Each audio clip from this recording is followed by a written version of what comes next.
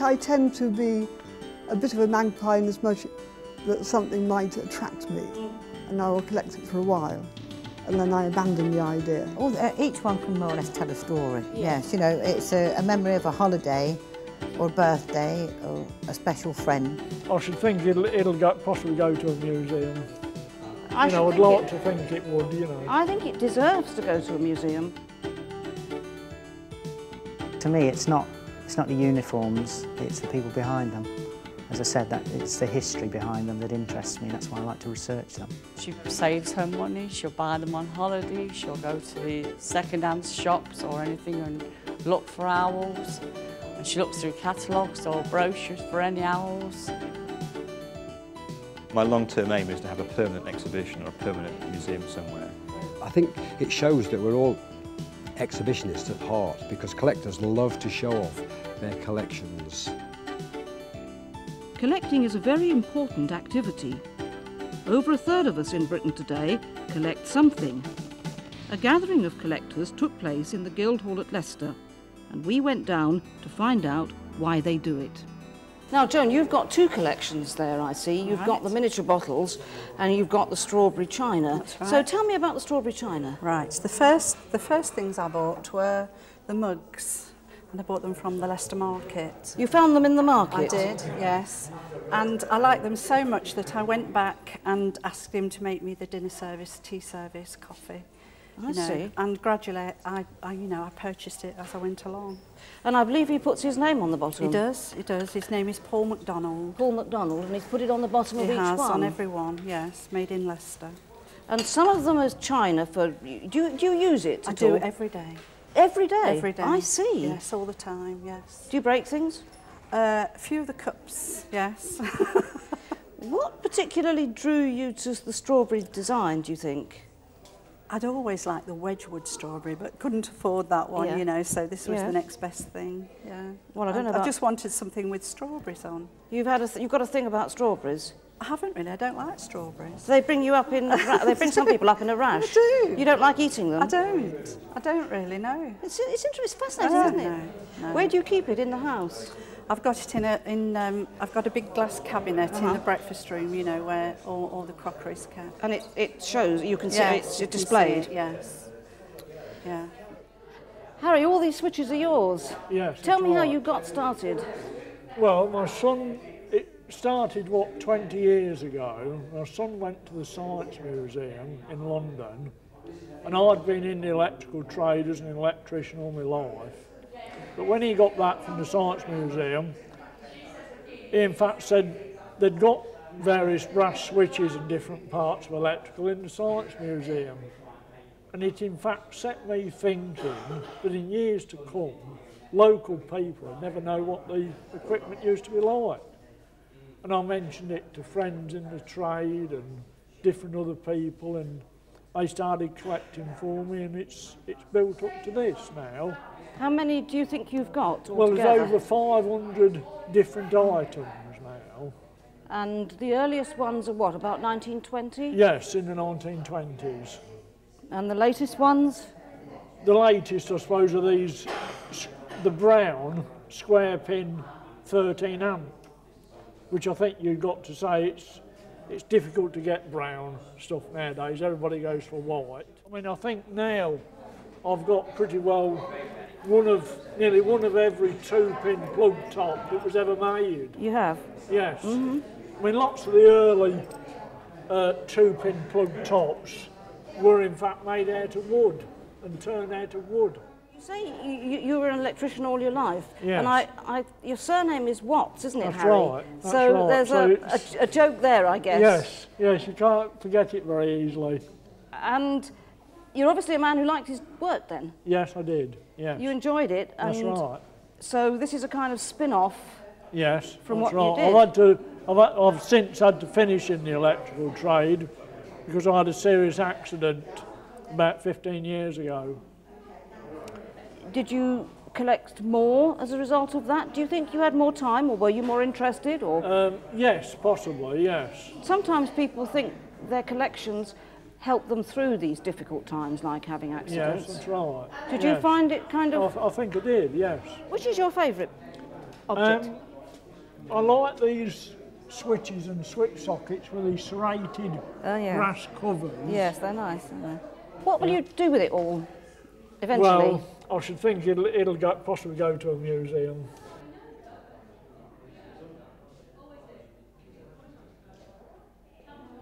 Well, this collection here is part of a much larger collection of electrical appliances, and with that I've tried to collect other objects to compare. For example, the early safety razors and cut-thread razors.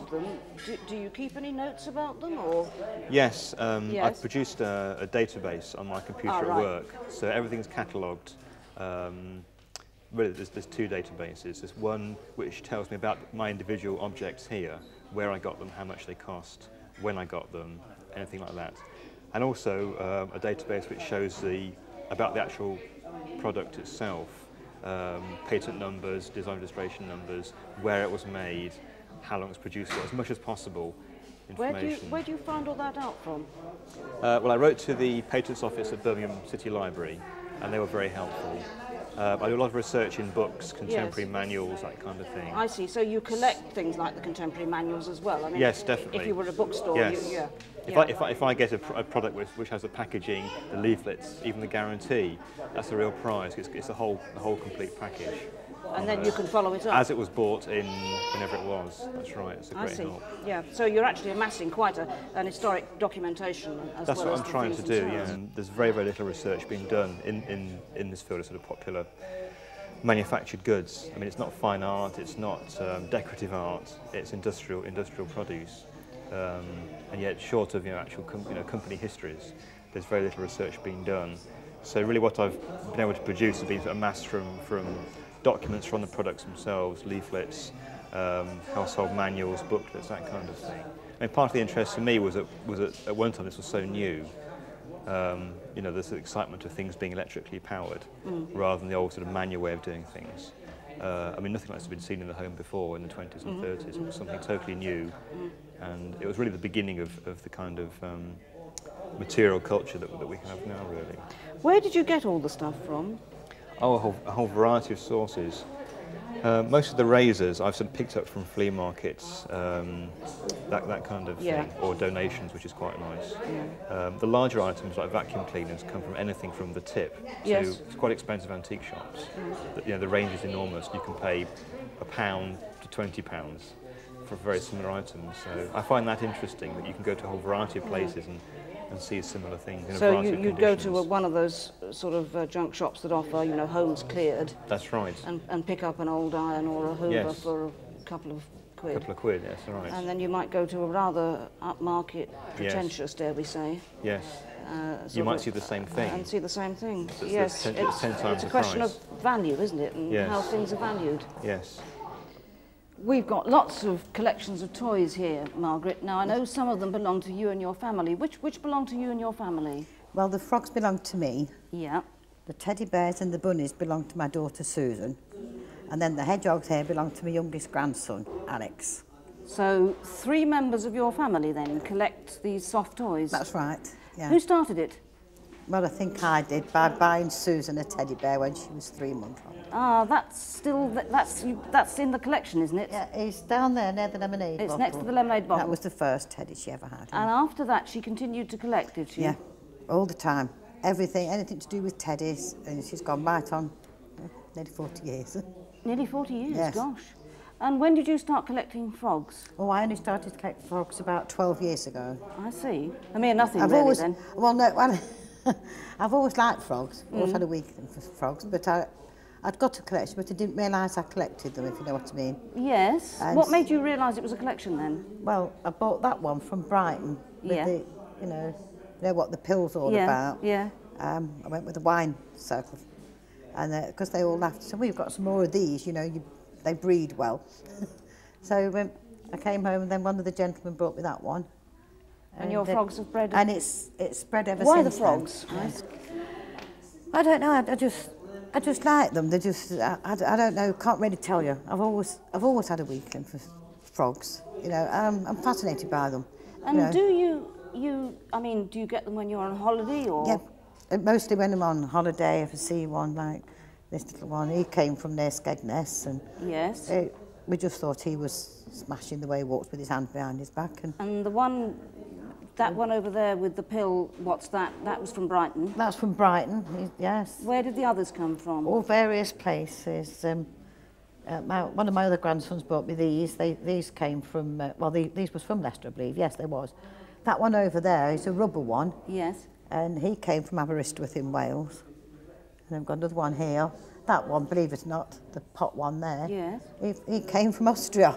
Really? All the way from, I didn't know they had them. I saw that one in Kufstein last Christmas. Got him from there. What about that big green one at the front? This big green one, he actually came from a garden centre near Mablethorpe. Oh, right, yeah. Yeah, so he lives in the garden all the while. He does he? Yes. Yeah. So, I mean, obviously you like frogs just as frogs. Yes, but they sound as though they've got a lot of memories as well. Oh, each one can more or less tell a story. Yes. You know, it's a memory of a holiday or a birthday or a special friend. You know, you can look round and you think, well, he means this to me, you know. So a lot of them were presents, perhaps? Oh, yes, mostly, yeah, a lot of them was presents. Yes, I see. Where do you keep them at home? Where do they usually live? All over the place, on the windowsill, on the wall unit, on the table. And all the rooms? These two live on the stairs. On the stairs? Yeah. You got any in the kitchen, bedroom? Oh, God, got the little plugs in the bathroom, you know, the frog plugs. Yeah. And toilet holders, bathroom, yeah. So they're all over the house? All over the place, yes. all over the place, even in the car. I think the husband goes mad with them, I think. What does your husband think? He thinks I'm out of my mind, I think, collecting all these frogs. So we'll get rid of these. Where does your daughter keep her teddy bears? All over the house, living room, bedroom, all over, everywhere. All over the place, like the same way that you keep your frogs? Yeah. She's married and left home, is she now? Or Oh, yes, years ago? She's got children of her own now. They're grown up as well, apart from little Alex, one who collects hedgehogs. But she's got over 500 in all. Has she? Gosh. She brought about 300 down with her, I think. And there again, I imagine, those are all hers, aren't they? All over the top, round the back, gosh, yes. round the side. And presumably they were given to her by They're all, her husband and things? Yes, they could all tell a story, I'm sure, you know. Even like Walter, the one who's dressed up down there. Oh, the one in evening dress? Yeah. Yeah. That's a memory of a great-granddad's retirement. His name was Walter, so he's Walter. I see. Granddad dressed up like this, and so we saw him, bought him a. So every piece tells a story? Every piece, yeah. Right, thank you.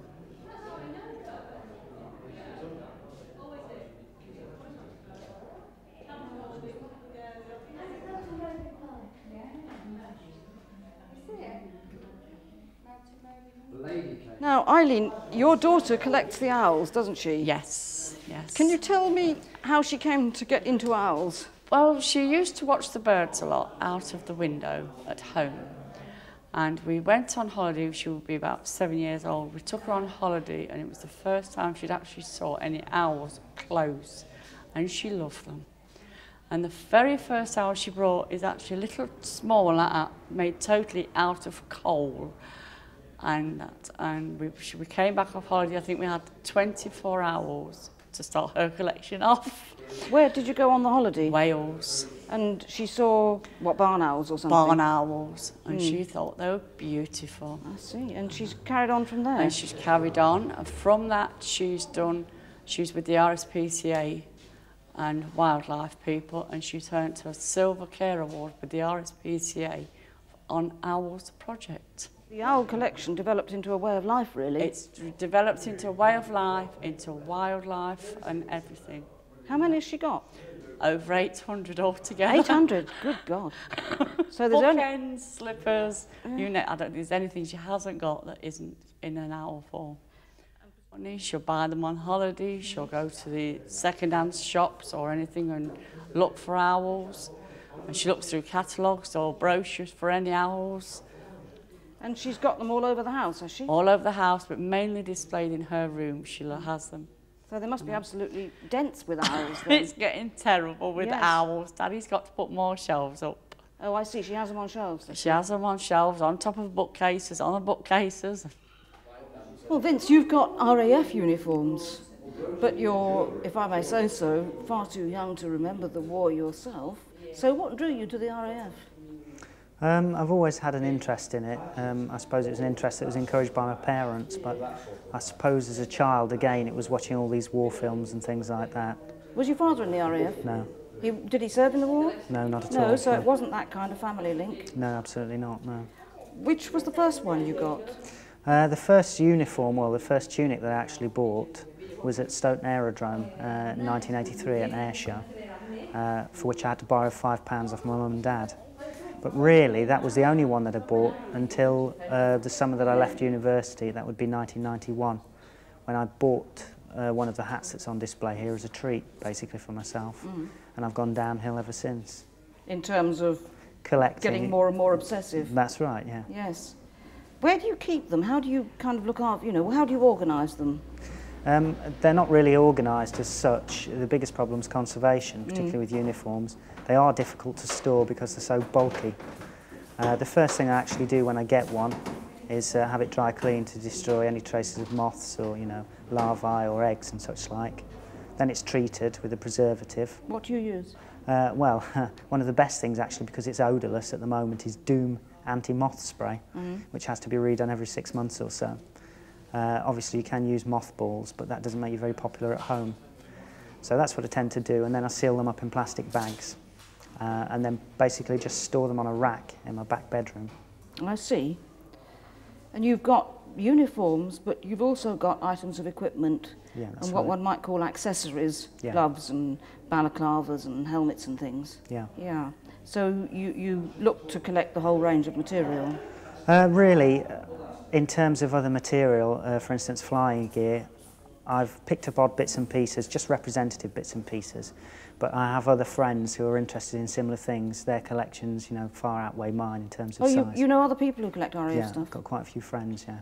Did you know them before, or did you meet while you were doing it? No, I've met them through the hobby. Yes, I see. Which is the most important piece you've got? I think possibly the Australian uniform, which is the dark blue one. It was given to me by a friend, actually the serviceman himself. He stayed with me a couple of summers ago, knew that I was interested. We'd actually met through research that I'd been doing onto a local airfield, and we'd established contact, and when he was in the UK he came to stay with me. Because he knew that I was interested, he left his uniform tunic with me. Now a lot of people might think it was rather a militaristic display. How do you feel about that? Yeah, that concerns me. To me, it's not the uniforms, it's the people behind them. As I said, it's the history behind them that interests me. That's why I like to research them. Not what they achieved, but who they were. Thank you.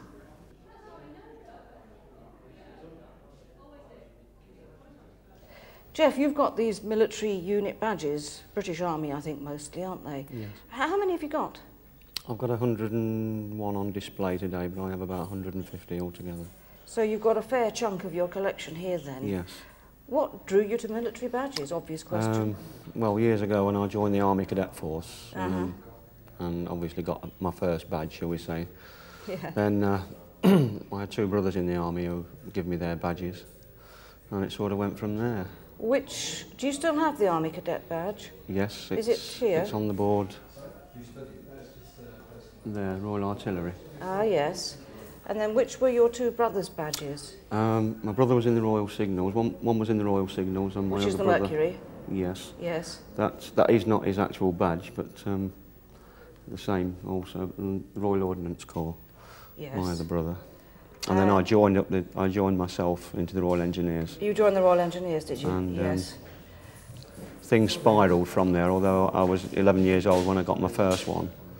I've been collecting nearly 40 years now. Nearly 40 years, yeah. So where have you sort of got most of them from? Initially, school friends, later on army friends. So you haven't had to buy them? I have bought one or two, but not a great deal. I'm against that type of thing. I mean, do you collect badges that are very ornamental? I'm looking at one or two of what I think are the Highland regiments. Or are you trying to get all of them? Well, obviously it is one's aim to get all of them, but it's a very, very difficult job. There are thousands and thousands. If you see I've got one or two badges on the boards which are the same, there are 3 Leicestershire regiments. They're all different badges. I think you've got more than one collection, haven't you? I have indeed. Tell me about what you got. I have got Pipsqueak and Ulfred, I have got Parker pens, writing equipment, Stratton pillboxes, and the Wombles. I make that 5. Yes. Why so many? Why so many? Well, most of them, 4 of them certainly have family connections. The 5th one is not really family orientated. Tell me about the family ones then. The family ones are Pipsqueak and Wilfred. I remember as a very little girl. I think you better tell us what Pipsqueak and Wilfred is. Oh yes, well, Pipsqueak and Wilfred apparently has 2 meanings. The one, which I don't know anything about, is somebody told me once that they were medals. First World War medals that were known as Pipsqueak and Wilfred. Yeah, I think they were the service medals, yes. Yes, that is right.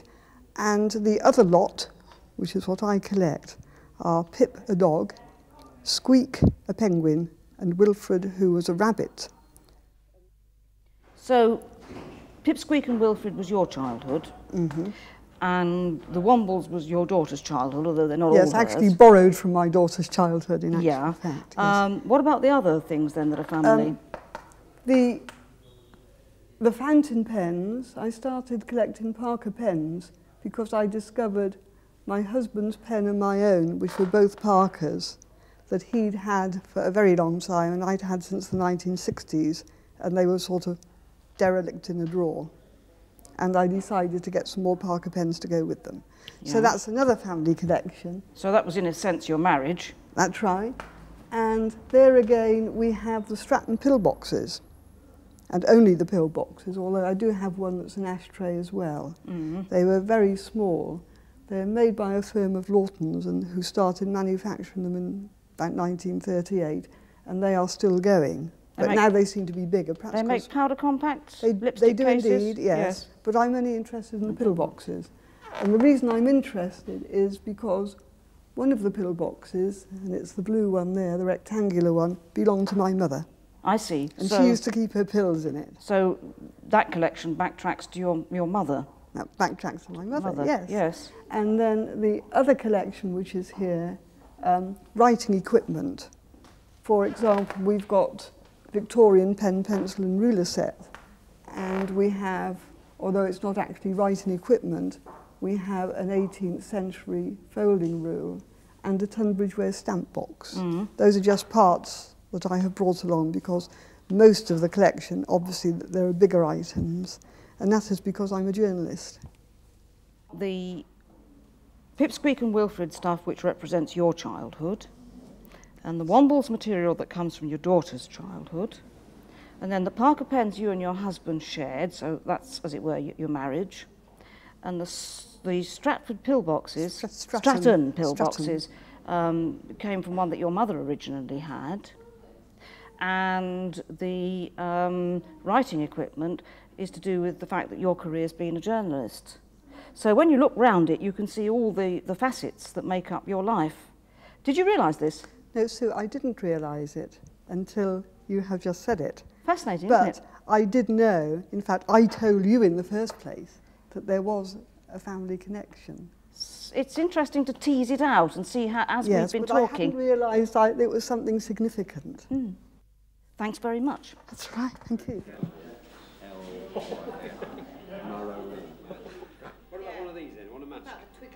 You've been doing a lot with collecting and collectors, and you've been running this club since October. You've done a huge amount in less than a year, and you must have thought quite a lot about it. So tell me, why do you think people collect?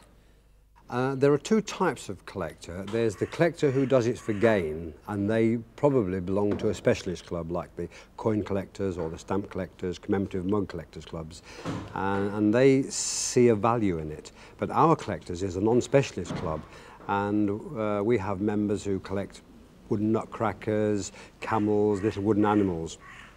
And they do it for the fun of it. And I think it's the basic instinct of being territorial. It is something that belongs to us. It is mine.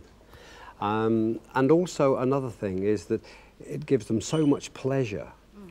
And it doesn't matter how busy a life you have, you can go into a corner of a room if you have a big family, or if you're a very busy person in business, you can think about something on the train, something about that you have created, be it something like baked bean labels, chewing gum labels, camels or what have you, but it is something that belongs entirely to you and no one else.